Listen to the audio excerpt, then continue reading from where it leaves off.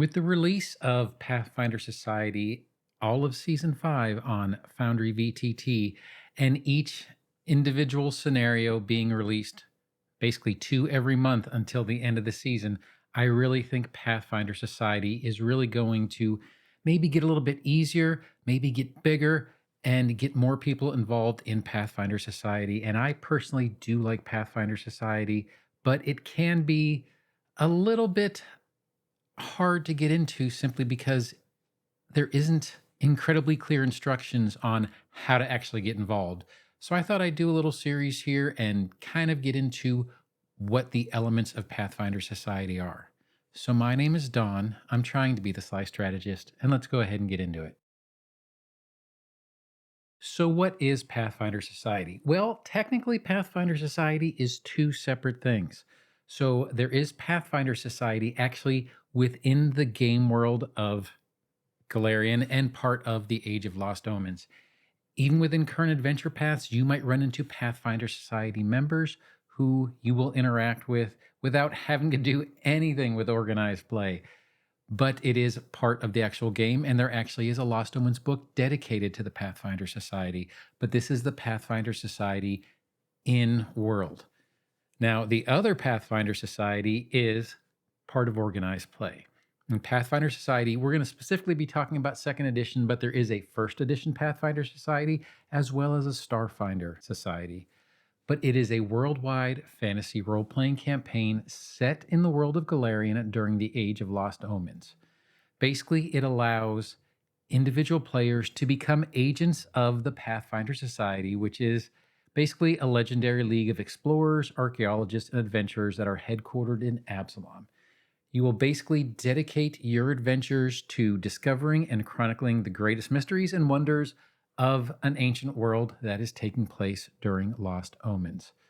So, one of the big draws of Pathfinder Society is if you don't have the time or necessarily the group in order to do a full adventure path or do a continuing campaign, Pathfinder Society allows you to kind of jump in at various points, do individual scenarios, do individual boons, and do individual quests in order to get your fix for tabletop role playing without having to devote a whole bunch of time.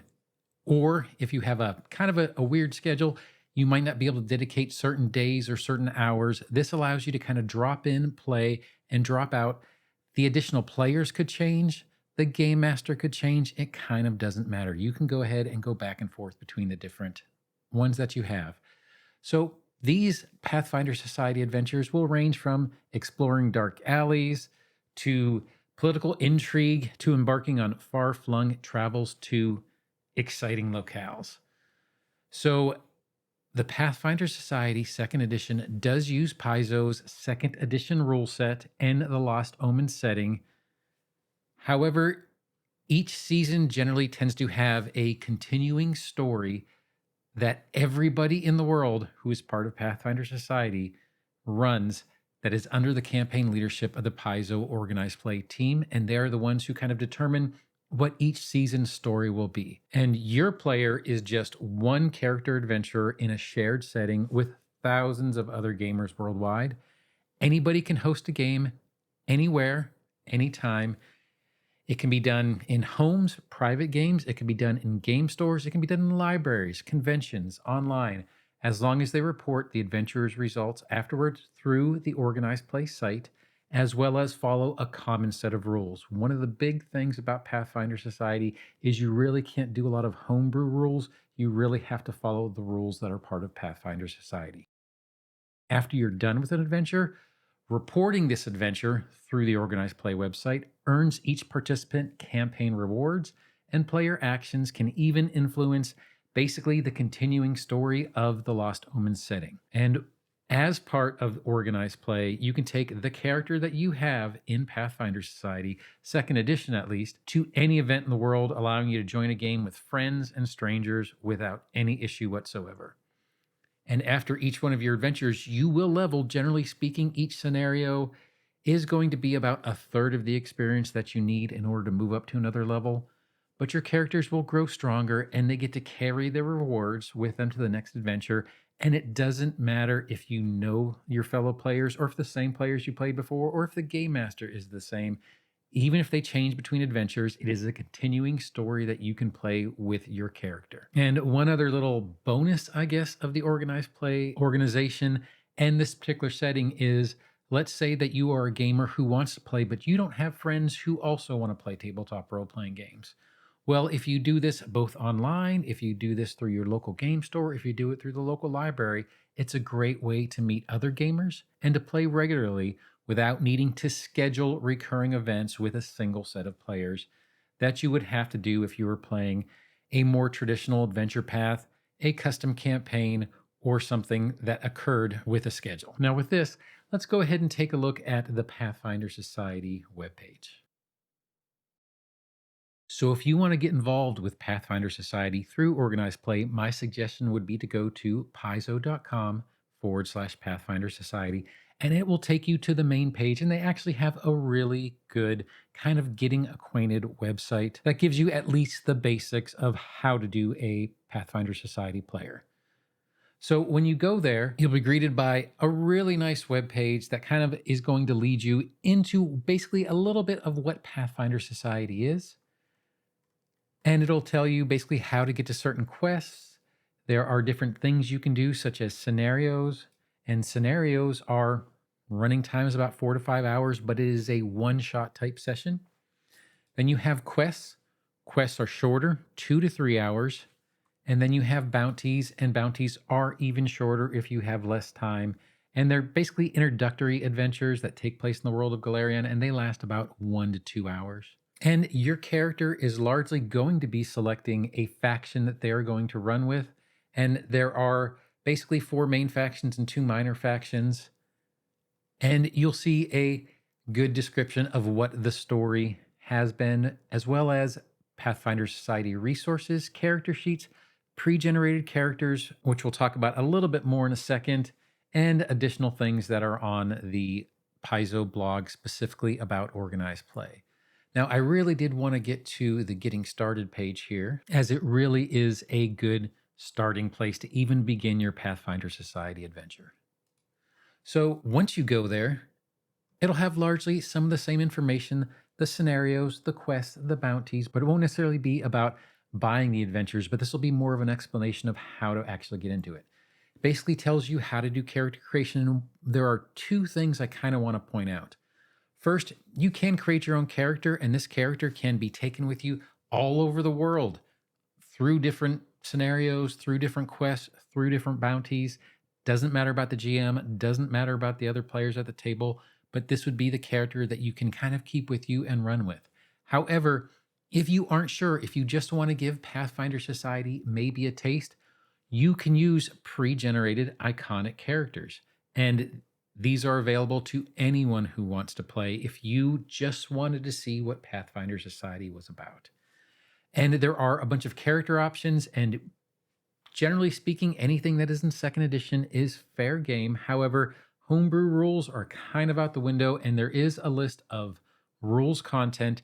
And if you've ever seen, like when we've been talking about the remaster, and someone will ask the organized play administrators if the new rules are part of it yet, generally speaking, the organized play people will take a look at the current rule set and then bring them in as they can. And then you have a link to your organized play location and where your characters reside, as well as your history of organized play.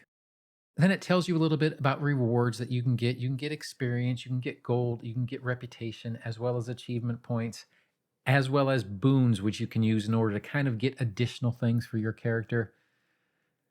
And then here's a little section about how to get started. Generally speaking, especially if you want a GM, you will need to find your region if you want to do it in person. If you want to do it online, then you can basically get with a coordinator online. And we'll probably be doing a separate video on how to find games, but you can do it either online through your local game store. You can search for games on Warhorn and Meetup, as well as they generally you always hear about organized play at conventions. Then the next thing this particular page talks about are venture officers. Venture officers are generally the people who work within a region to coordinate all the games, coordinate the GMs. I'm not saying that they generally do scheduling, but they would be the ones who are in the know about what is going on. And then you get at the bottom, you get a little bit here on terms to know and what you might hear when you start reading about things with kind of good definitions. Just like a good one here is boon, and you heard me mention it a few minutes ago. But a boon is a special reward that your character earns or which you purchase from the online boon store. It typically unlocks new character options, though some boons give you new abilities. They appear on chronicle sheets, and you should keep copies of all the boons your character has earned with their records. And we're going to get to that in a second. Now, kind of the last thing I want to cover for this particular video is how do you actually get started? And you're going to need a organized play number. And this is going to be the way that all these things for your character are going to be tracked within the system. So you would log on to Paizo with your normal account. And then once you get there, you would go to My Account and go to Organize Play. Once you log in with your account, you can go ahead and hit the Join Organize Play button. After you do that, you are going to get your Organize Play ID. And this is basically where all your history, all the games, all the scenarios, all the quests, all the boons are going to be tracked. You can see a history of your sessions, and I literally just created this for this video, so there's no sessions actually added, as well as if you've organized events and the boons that you might have used before. But let's go back to the summary page. This is where you would go in order to create a new character. Now, this is the same site that is used for first edition Pathfinder Society, Starfinder Society, and Pathfinder second edition.